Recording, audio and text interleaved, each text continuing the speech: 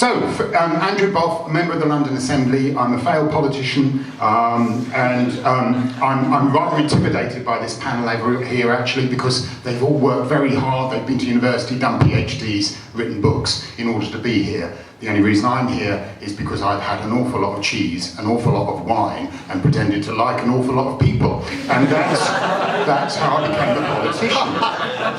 But my practical experience of politics is I recognise there's a danger with regard to automation and innovation when we talk to government. First danger is when government tries to suppress innovation.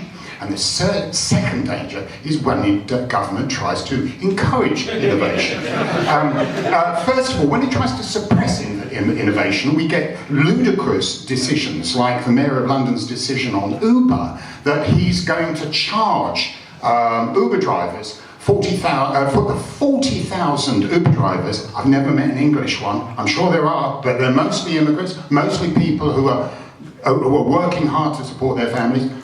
Charge them to go into the congestion charge zone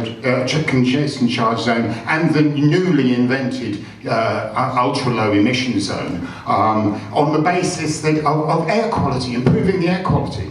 But he doesn't ban black cab drivers.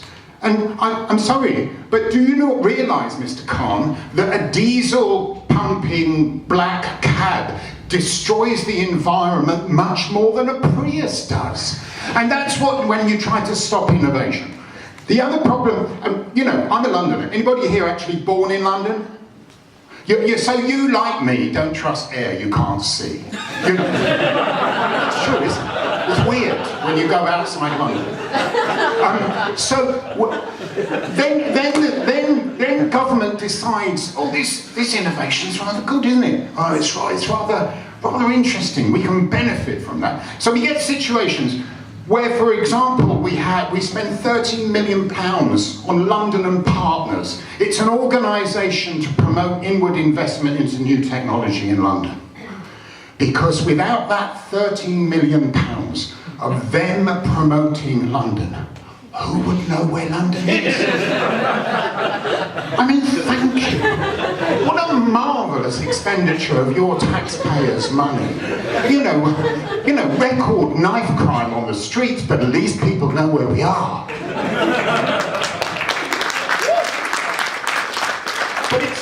But it's not just socialists. The reason I started off with failed politician is because I failed to persuade Boris Johnson that the Boris bike scheme could easily have been done by the free market. So he puts in the Boris bike scheme and he tells us all, oh, it's not going to cost any money, it'll pay for itself. Well, £200 million later, we're still paying £11 million a year for the Boris bike scheme, this innovation.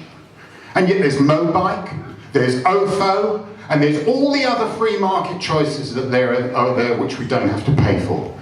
They decide they like technology and innovation, but they can't stop spending public money on it.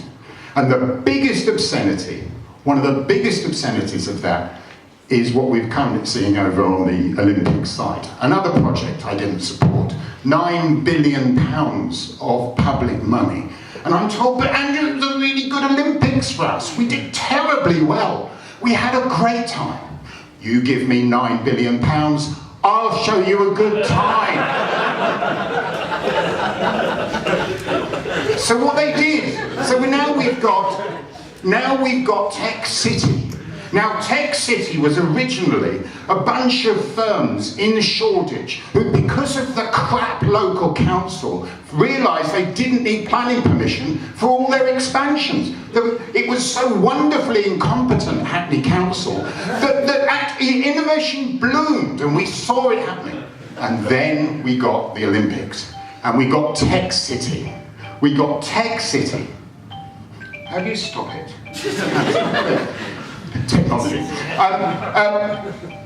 We got Tech City, which was, it is proven, Tech City, which supposedly is where all the new innovation is going to take place. Now, there's Americans here, aren't they? Can I explain to you what Tech City is? Tech City is like Silicon Valley, but with lots of public money going into it, and it's a little bit shit. And the reason it's a little bit shit is because we are paying for it. Technology, innovation happens when government takes its hands off it.